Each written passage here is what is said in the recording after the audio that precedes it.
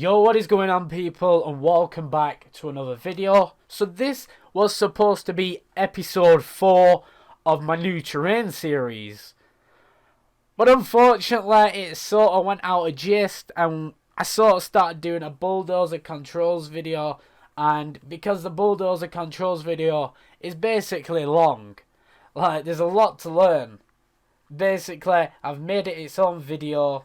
So hopefully this video can help you guys out. If it did, please leave a like and a subscription. My episode 4 video should be coming out soon, so stay tuned for that with the Terrain Builder series. If you do need any help, message me on Discord or leave a comment down below, and I'll see you in a minute. So the first controls are pretty simple. This is where you would delete, well, not delete, but move this project out of the way and create another one. This is where you actually open the project. You can tell what these two buttons are. These are what they save as. This button here is where it zooms you in the middle, as you can see there. So maybe you're all the way out here for some reason and you just want to go back to your map. You can quickly just click that and then you are perfectly fine. This is zoom into an object, but currently we actually have no objects. Now, I've never personally used this, and I don't know what this is, but zoom window, we're going to click it. Maybe we're already in the vicinity or something. I don't know what it does. Maybe you guys can enlighten me about this. I've never personally clicked that. Zoom in, so it zooms in to a point. But I just use scroll wheel for this personally. I wonder what this does. Previous zoom level, so it moves it back to where you are. Now, how I learned all the controls is just doing what I've just done now, clicking on them, seeing what would happen, and it worked out for me. Now, you all know what this lovely button is. This lovely button is connecting to Bulldozer, so you can actually edit your map, do whatever you want with it. I am going to click this. I'm going to open it up because we're going to need to have this open in a minute. These two buttons here are undo and redo. So if you've done something that you don't want, you can click this button and undo. Or if you go to edit, this is what I normally do, and then you have an undo button there. The next two icons here are actually coordinates. So I don't know what they actually do. They just view coordinates apparently. I don't think I've ever used these, and I don't think I ever will, but mine's always been on this one, so I'm going to select it. Oh, as you can see, it shows something on the sides here, so that's what I'm going to select on there. You've got these icons, which is obviously your crosshair, so this is your crosshair that you're moving around. This is like a ruler thing. Yeah, view rulers, so as you can see, if I don't have that, then you can't see the coordinates and stuff. This is a ruler grid. This is just a normal terrain grid. And this is where you can view the objects. So as you can see, view textured objects. I've never actually had this pressed. When you do have this pressed though, it does remove all your objects, like temporarily, so you can't see them. I don't know what that is. This is the next lovely button. If you don't have this pressed on, you won't see the roads down here. You've got this, which is basically the shape files. So to actually add a shape, what you've got to do is you've got to head over to this, and this is a polyline, but it is classed as a shape. Now, you'll actually never use a polyline in DayZ. This is more an armor thing, but maybe you want to use a polyline to work out where your roads are going to be. This is a shape, or this is also a shape, and I'll be teaching you a bit more about this later on, and you may be using this a lot, as it is a good tool, and I personally use it a lot myself. But just to show you that this works, there you go, they've disappeared, and now you enable it, guess what, they've come back. So you can delete these by just clicking on items and pressing delete. You can actually remove everything off your map by just clicking on the object or whatever it is and then clicking the delete button. This is to view map markers, so key points. So if I had some names of places around here, it would make them disappear. Now, to actually add a name, so I'm going to call this island PogChamp, okay? So I'm going to click on this tool up here and just click anywhere you want. Now, the further you zoom out, the bigger it gets. And then the further you zoom in, the smaller it gets. And to delete these, literally you just click and press the delete button like I just said a minute ago. But we want to edit this name. So we're going to click on this, and where it says name up here, you can't have any spaces in between the text. So we're going to call this PogChamp. And where it says type, this is pretty self-explanatory. You've got all this. Personally, I just use for big areas, name, city, capital, and you can also use name, city. For a village, you use a village. But when you copy this and you can paste it down here, you're allowed to use spaces in this actual text, and this is what people would be seeing. You click off, and now your island's called PogChamp. And to prove that this icon removes it, are you ready? It is now gone. Normally I have this unticked because if you don't, sometimes it can get in your way when you're trying to click on objects, and obviously that's really annoying. You've got the view map frames, which basically just shows you this. If you untick that, it disappears, and if you tick it, it comes back on. Normally I have that on anyway. The next few icons that are actually coming up on the screen, these ones here, are to actually view your images. So we've got the satellite image, which is this. We've got the normal map, which is this. And we have the mask, which is this. And if we have these clicked, basically it just shows the image. If you have this unticked, this one, then it gets rid of your map.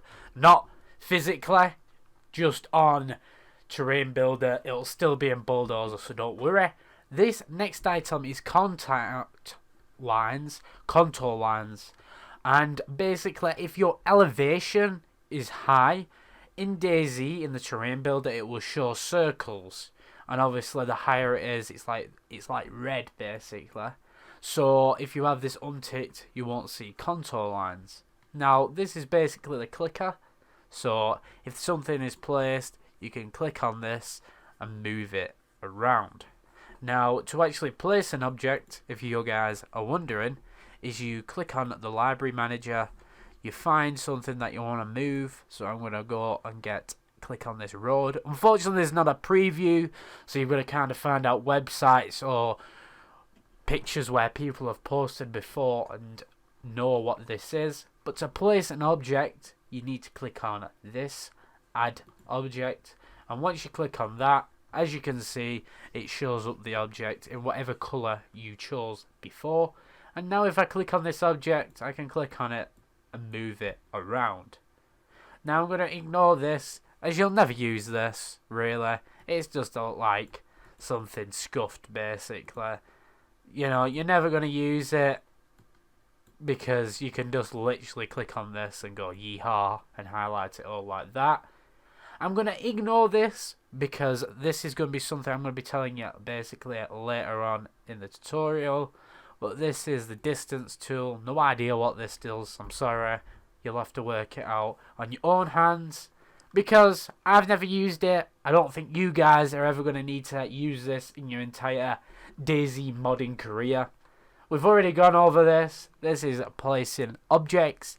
Now, unfortunately, you can't place more than one object at once. So you are going to be there for a while, spamming this clicker button like this, so you can actually place down some objects at once. Trust me, it can be annoying, but it is what it is. This is a good tool for if you're making forests. I want this island to be a forest. So what I do is I click once, and now I click around wherever I want this to be. So I'm going to click like this. You can do any shapes you want. You want to do a turn like that? Go on, son. You do it. You can do anything like this. Click a lot. And to finish it off, you double click it. And then it does something like this. You can change the colour of this. But who really cares at the end of the day? Now, what you need to do is you need to actually head over to this finger pointer. Click on this with your left click, then right click, fill, add new objects, and then it'll bring up a menu like this. Now I want you to edit a preset name. Doesn't really matter what name it is, you're never really going to take notice, so you can do that basically. That's another idea. Bash my keyboard. Now the object density is basically how close the objects are together. Now I wouldn't recommend 100 ever. I'd recommend 30, 40 or 50, 50 being the max, and then it gets too dense if you go to 60, 70 and 80. That's something that I personally don't do. So what you put in there is you put 4 there, cluster proportion percentage. It basically, what it does is, imagine a handful and another handful that aren't touching each other. That's basically what it does. But the density obviously makes it get closer and closer and thicker all around. So that's basically what it is. So if you want lots of clusters, then you bring up the number. Average cluster size, that's what I've just said, a handful. Imagine 5 fingers. If you turn it to 4, you've only got 4 fingers in your hand. The density I've just explained to you, so this will be how tight it is together. The object diffusion, I'm not too sure. That's how spaced out it is, if I'm correct. But now, what you want to do is you can go to available templates. Now, you can actually use this for houses. Imagine if you wanted to spawn in a lot of houses. That is also possible as well, but they might be all over the place, and you don't use it for that. If you use this, you're going to be using it for bushes or trees. And bushes start with a B underscore, and trees start with T underscore. So what you want to do is you want to click on available templates, you want to press T, and as you can see, it's taking me straight to a tree. No clue what this tree is, I'm sorry. And to click on multiple objects, you hold control and simply just click. Now there's millions of trees, isn't there? There's all different ones. We're going to click some random ones. I'm not going to insert some bushes, because who needs bushes? No one likes a bush, okay? Then what you want to do is you want to click OK. Now, depending on how tight your clusters are, so like I say, if you did 100, it's going to take a long time as well. You can delete this shapefile after you have used it just by pressing delete. As you can see, all these objects are spawned in. Now, to move your bulldozer there, simply middle click, tab into bulldozer, and there we go. Voila, we have all the trees together in DayZ. We've got a nice island full of trees. Now, it doesn't enlarge the trees like this or anything like that. It simply just gets the objects and bangs it down. It doesn't put it under the ground either, somewhat, or up. Now, we've already gone over the Polyline tool. This is add point tool, and basically what you do is you just click and you've got somewhat of a polyline. Like I say, you're never going to use polylines, so you're never going to use this tool. Also, to remove it, literally just highlight, drag like that, press delete. As I say, you can always use delete. Delete is your trusty man. This is for the road tool, to add a road. I've got a separate video on that, and it is somewhat of a long process, so I'm going to leave a gap in the video now for you to go over there. Do watch this out if you are interested in doing roads, but you can still stay here right now and not go over to the road tool and do that later on. We've already gone over this, and then this is a good tool. At the same time, it's not a good tool. So you can highlight areas, and it shows you what areas are highlighted. The more you zoom in, it shows you basically your cell size in a way, and the more you zoom out, obviously, then you can't see them. User elevation is basically whatever is in here. So if you click OK on this button, whatever is in here now, we're going to click OK, and there you go. As you can see, it has terrained it. It's changed the terrain. If we click the drop down, you've got minimal elevation, which goes right to the bottom of the map. You've got maximum elevation, which goes right to the top of the map. You've got medium elevation, which is just in the middle. You've got add, which adds some terrain. You've got multiply. You've got scale from the lowest elevation. A good tool to use with this is smooth. If you've got a jagged map, You can highlight it, click OK as many times as you want, and as you can see, it's got smoother now in Terrain Builder. You've also got randomizer, which is when you highlight, basically you might have bits of terrain here, you might have a bit of sea there. You can see it a lot more when you go on like things like this, and it randomizes the terrain. Now, if you ever do this, never tab into Bulldozer while you've got this, or your Bulldozer is going to crash. You've got the magnet tool. Basically, it snaps together the polylines. So I'm going to show you what I mean by that. You're never going to use polylines, but maybe some of you armor role players are watching this video right now because you're trying to use this to make an armor map. Then you're definitely going to use this. I used it a lot. You can see this point right here, and you can see this point right here. If you click on that green point and you drag it over to this, now you've got to somewhat guess where it is. So that's there. Click back on this. And as you can see, it somewhat like shoots there. Not majorly, but it shoots there. Then you can hold Control, click, right click, and then you can click join. And now it's one polyline. Happy days. These import, but I'm not going to explain these because I'm going to show you the stuff in file, because this is what I use and I don't use these. I've never clicked these buttons before. So I'm not going to tell you to click a button. I'm not. Now over in the layers manager, you have some icons here, so you can actually hide this. So now when you click the satellite, the mask, you won't be able to see it as this is hidden. Works from all. If you lock it, that means you can't edit it. This is fit to view, so it just shoots you there. It's the same as this over here. Then you've got to show all terrain data and then not to show it all. You've got objects, when if you click here, you can click on this new item here, and this basically adds a new layer. So new, we're going to click OK on that. And remember when I said you can click on this tool. Now if I try and click on this object here, it won't let me click it because the objects are in the default layer. So now I'm going to click on the default, and as you can see, I can click on it. But I'm going to click on new again, and I can't. Guess what though? If you click on this, layer selection, it bypasses it and shoots you straight to default. But now you want to move this to the new layer. So guess what you do? You go to layer, new. And then if you click on new over here, and you highlight, there you go. You've got this object now in the new layer. You've obviously got the trash bin icon, which deletes it. If you hide the default, all your objects disappear, apart from that, because remember, we put it on new.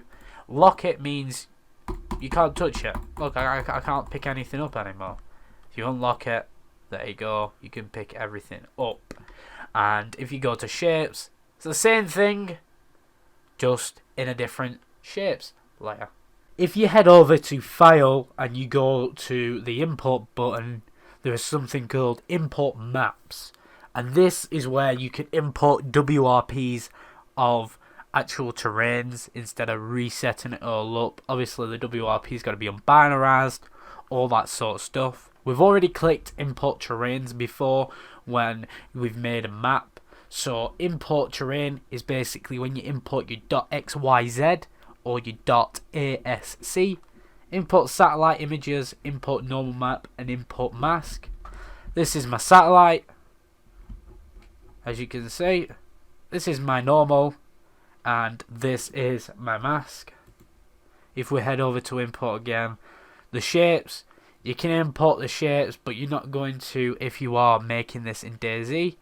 Import objects is a bit of a weird one. If you're using external tools where you place objects and stuff like that, and it creates a text document, then you can actually import it in. I'll show you a picture if I have one of basically coordinates of the stuff that you would import. It's basically the object name with coordinates, and you just certainly import that in.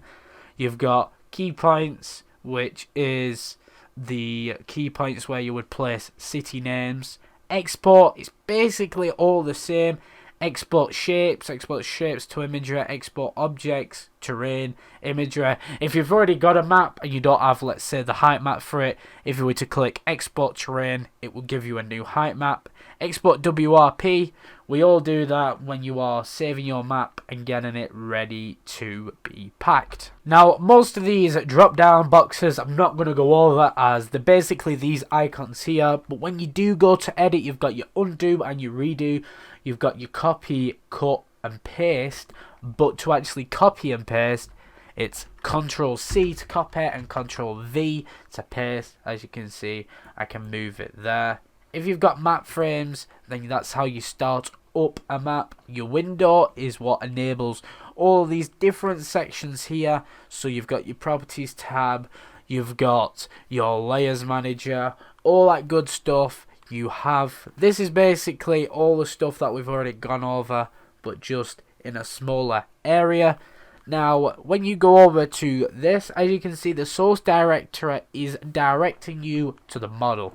So you technically could make this a house and make it be called a tree, but you'd break a lot of things there, so I won't want to be doing that. You can basically use this if you're porting over an Arma 2 map to DayZ. You'd click this, change where that would say CA plants, blah de blah, you'd change it to DayZ plant tree, and obviously you'd be happy days with that. You'll be changing it up so it actually uses a DayZ model instead of the terrain builder model. I know this is long, but there's a lot of controls, it's a lot to take in, but finally we can head over to Bulldozer, have a nice cup of coffee and chill out. Now, as you can see, we are in Bulldozer. Now, if you miss anything in this Bulldozer part, you can click escape. If it lets you, which it's not letting me do it, but maybe for you it will do. You can click escape and go to options. Some people do have this issue, just like me on this map, where I can't click escape, but on my other maps I can. It's a bit of a weird one, and DayZ needs to sort of fix this, but are they going to do it?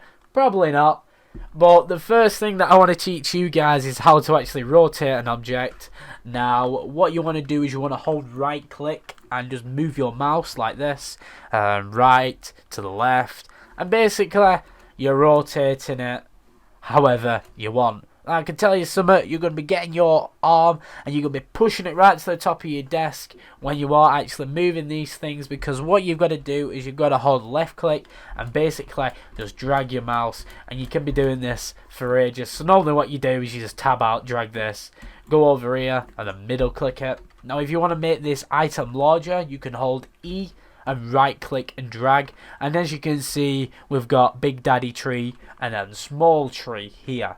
If you want to actually tilt this object this way and that way, to the right and left, you hold 1, right click and drag. Same with 2, but 2 is somewhat of a bit of a weird rotation one. You've got 3, which is like this, and 4 is an enlarger if I'm correct. No, it's this. 5 maybe, I don't know. Sometimes when you click 4 it actually enlarges it, but for some reason it's not doing that right now. But basically, to get it how you want it, you've just got to faff around with all the numbers and hold in right click as so.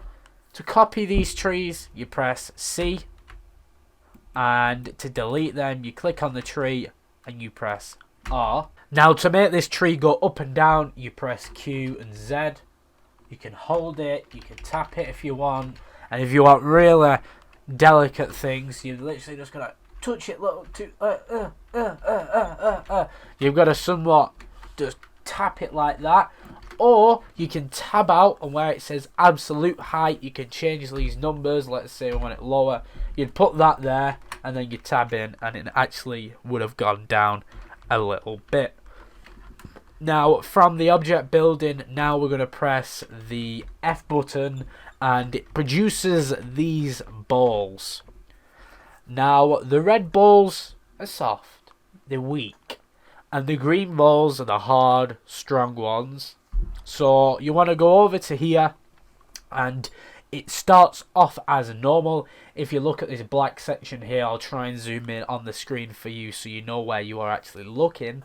You can see that it says brush tool normal. That means it's going to raise or lower. That's what normal basically is. If you hold M for Matthew, and scroll wheel, where it says density in the corner, you can see the numbers moving up and down. That is basically how quick it does. As you can see, meow. And if you push it right to the top, like meow, it goes meow. You know, and then if you hold right click down, left click up, now you can create your mansion up here and snipe everyone if you want. If you want to actually flatten this area, you can click G and up at the top it will change, and if you right click it will flatten all the area to a certain height. So if I go down here and I click flatten, now it will flatten out this area. If I hold N for Norton and I scroll wheel out, it will produce more of the softballs, and then I can flatten a larger area. But if you want more strong balls, you hold B and go out, and say if you just want strong balls, then you would hold N, scroll wheel back in, and now I have just these. Now I'll show you the difference between the soft balls and the strong balls by holding just this area. I'm going to press G and we're going to go to normal. I'm going to go up like that. That's the strong ones. And I'm going to produce a lot of these soft ones. And as you can see, this has got more of a runoff, more of a slope compared to this strong one. Now, I've had enough of these, so what I want to do is I want to smooth these edges. So I'm going to press G, and then basically left click. We want to smooth it. We want miniature hills. Miniature hills all day, every day. I'm going to smooth it out, and now it's going to be beautiful. Are we going to be able to drive a DayZ car over it? Probably not. Maybe if you go like 100 miles an hour, then you can. But that's how you basically smooth these off. And if you want to actually copy this terrain, so this is flat, okay, right now. We're going to call this flat. I want you guys to right click. And up here, I want it the same height. So I'm going to left click. And then with this, you can drag it. And now it's the exact same as that over there. And you just move it around like this. If you want a big area, remember you can hold N and scroll wheel out, or B and scroll wheel out. Doesn't matter. I normally hold N though. It's easier. But that's basically your Bulldozer controls. If I've missed something out, please do let me know. If there's any tutorials that you want me to upgrade, because my old ones, they're a bit iffy and they could be outdated right now. So if there's anything that you need teaching, please do let me know in the comments or through Discord. I appreciate all your support. Please do leave a like and a subscription. If you need any help, you know where I am at. And if you have any friends that want to start off trying to edit, send them this video with all the terrain builder controls. Thanks for watching. I'll see you guys next time. Adios, amigos.